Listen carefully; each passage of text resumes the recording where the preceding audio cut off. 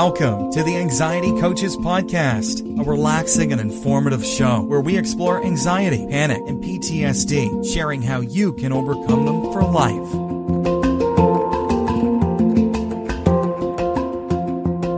Aloha! Welcome back to the Anxiety Coaches Podcast.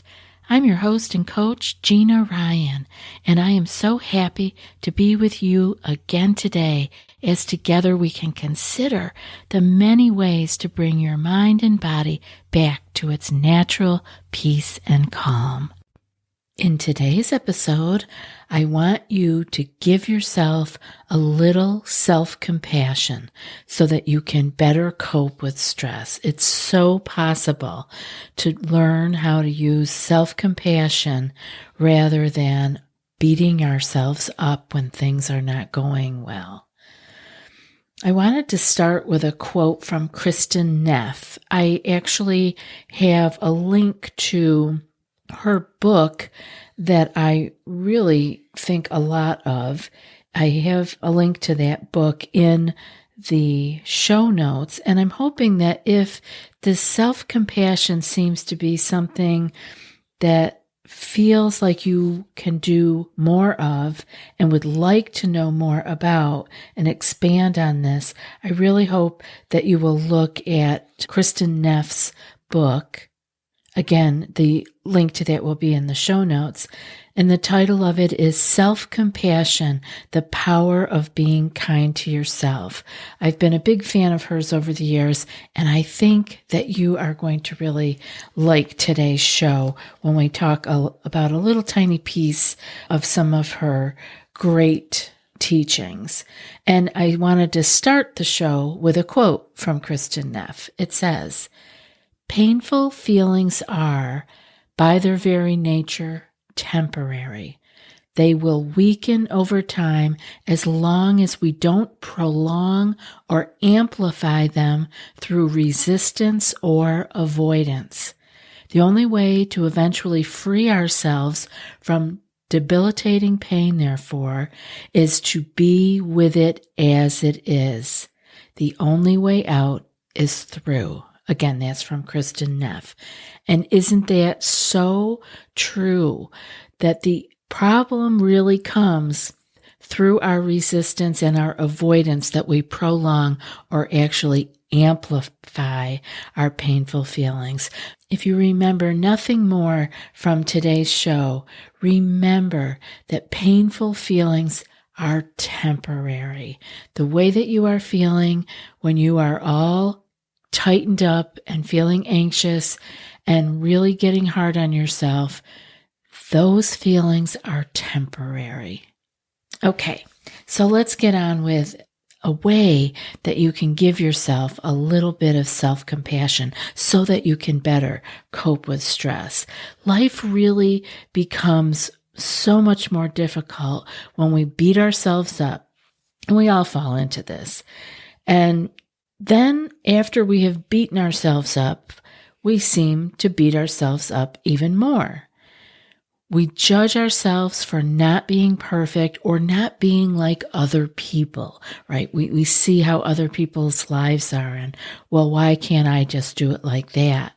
We forget that we are judging our insides with their outsides, or even worse, their social media highlight reel.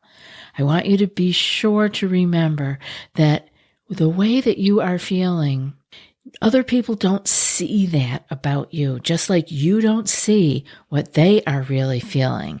We are all looking a little different on the outside, so don't judge your insides by other people's outsides. We will fall short of perfection, and when we do, we feel less than others. And this leads us to feel isolated, anxious, and even more unhappy. And while this never helps, we continue to follow the same path when life stresses us out. It's a habit. We beat ourselves up. We get hard on ourselves. We feel bad, isolated, alone, confused. And often we don't know what else to do. We beat ourselves with the stick. It seems if we are hard on ourselves, that we will do better the next time, right? We think that the stick is better than the carrot. We think that the next time that we'll do better, and that the stick is harsh, but we will fall short again, as any human will. No matter how hard we beat ourselves up, it isn't going to make us better the next time. We will fall short again, no matter how much we give ourselves a hard time, punish ourselves. It's not going to make us perfect. There is no chance of us becoming perfect. So how can we go on, right? We make a mistake. What can we do instead of letting that stress us out? We live our lives with this critical voice playing over and over in our heads. But we can, with awareness, begin to soften that voice by bringing up a more compassionate tone. It takes practice, but I know that you can do it. It has really been able to take root in my life, and I know that it will take root in yours, this compassionate voice. And like I said, it takes practice, but as with everything else, we make progress when we practice. We don't make perfect, but that's okay. We just want to be heading in the right direction. So by comforting and reassuring ourselves, we can better work through the challenges that are facing us rather than adding salt to our wounds by berating ourselves for our natural shortcomings or our missteps. And so instead of beating with the stick today, I want to offer the self-compassionate carrot. Rather than harsh criticism, I want you to try a little tenderness. A healthier response to a difficult time is compassion and understanding. And Kristen Neff, that I mentioned earlier, offers her 3 components to self-compassion. First one is mindfulness. The second one is common humanity. And the third one is self-kindness. Before I get to expanding on those, I want to thank today's sponsors. Now a word from our sponsor, BetterHelp. It can be really hard when we have problems to solve, and the only thing our mind will do is ruminate on the problem. We have to use our energy to problem solve, and all we can do is focus on the problem and run it over and over in our mind. So, what can you do to help you find better solutions? The ones that you are coming up with yourself. A therapist can really help you become a better problem solver, making it easier to accomplish your goals, no matter how big or small.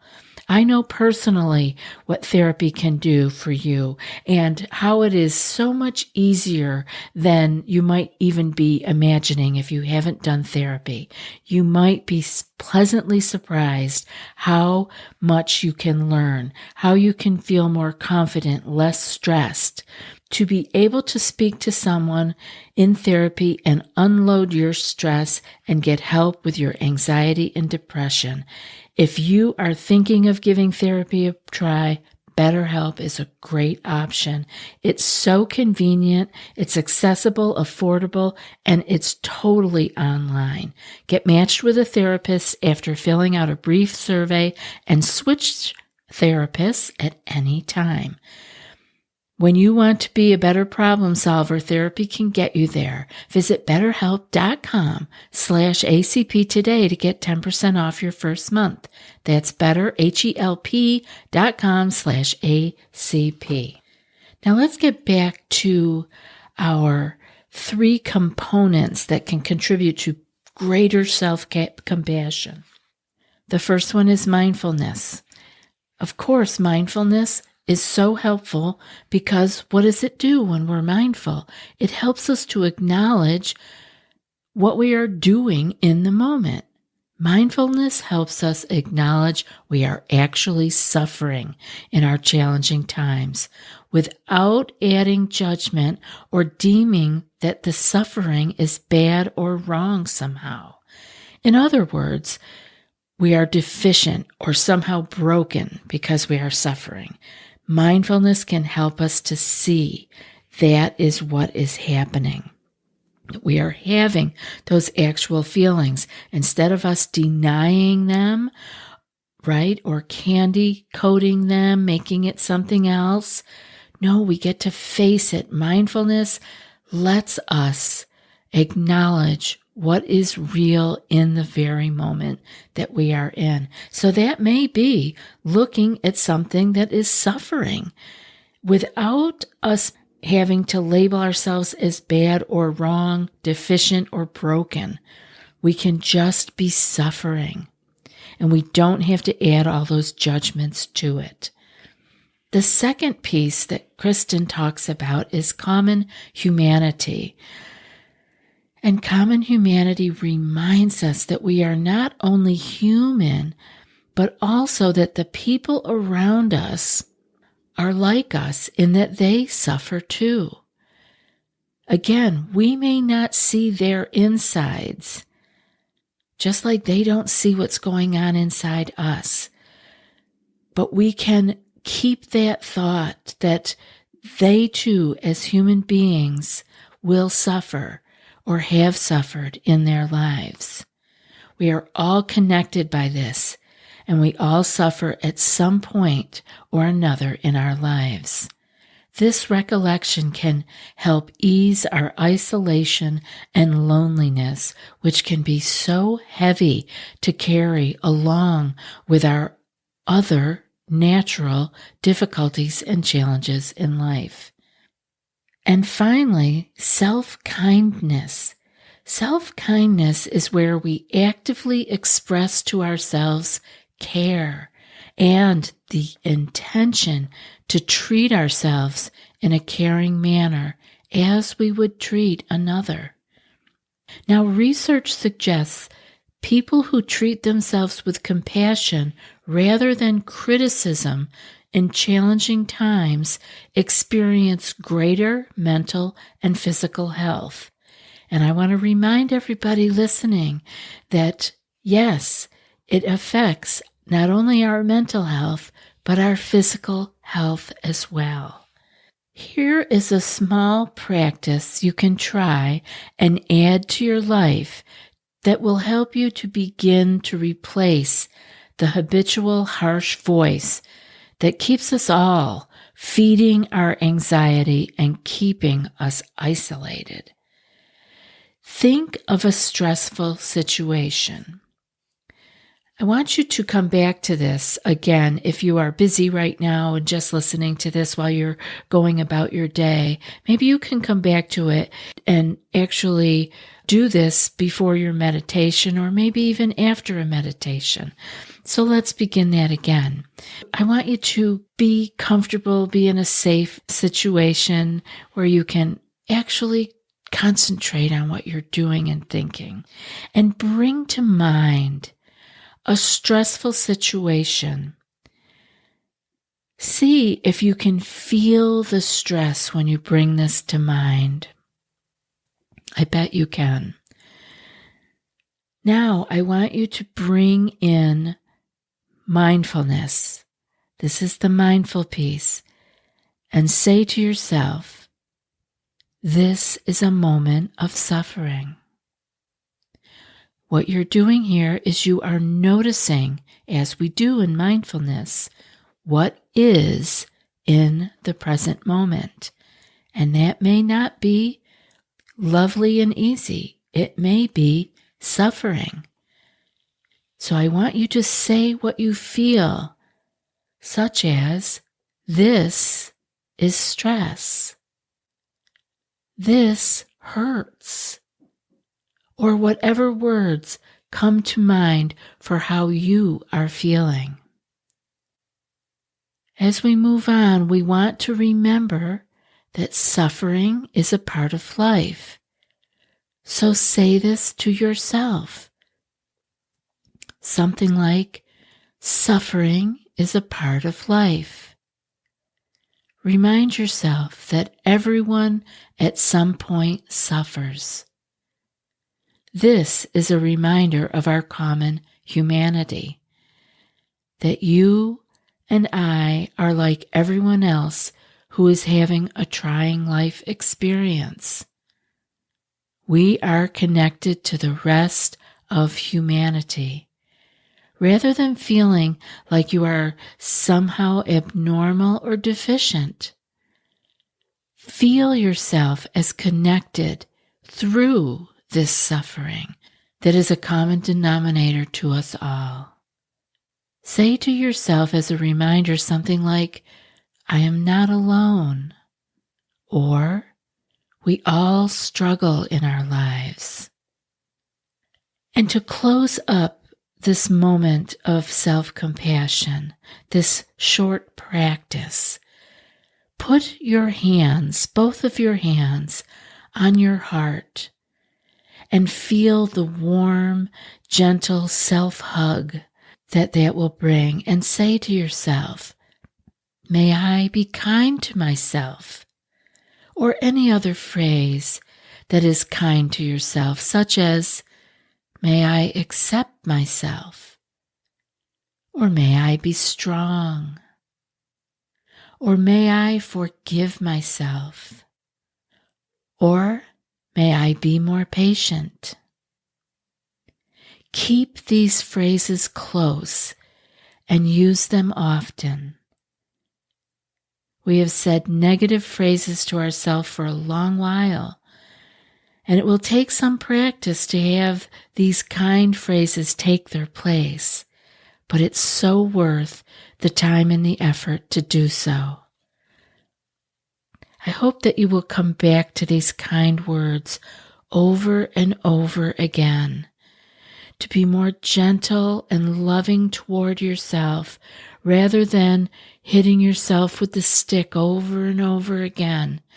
Will begin to bring a different way of looking at life, of experiencing life, and it will stop adding fuel to the anxious fire. Thank you for being here and sharing this precious moment with me. Before I read today's quote, I was wondering if you prefer the show without ads, or perhaps you might like to have access to the entire back catalog of over 600 episodes. Maybe you'd like some bonus meditation episodes. All of that and more are available for $5 a month with our premium Supercast membership. Go to anxietycoaches.supercast.com and join us ad-free today. The link will be in the show notes. And now for today's quote. This is a moment of suffering. Suffering is a part of life. May I be kind to myself in this moment. May I give myself the compassion I need. And that's from Kristen Neff. I'll be back in a few more days with another podcast. Until then, be well and aloha. Thanks so much for joining us for today's episode of the Anxiety Coaches Podcast. Find more information at theanxietycoachespodcast.com.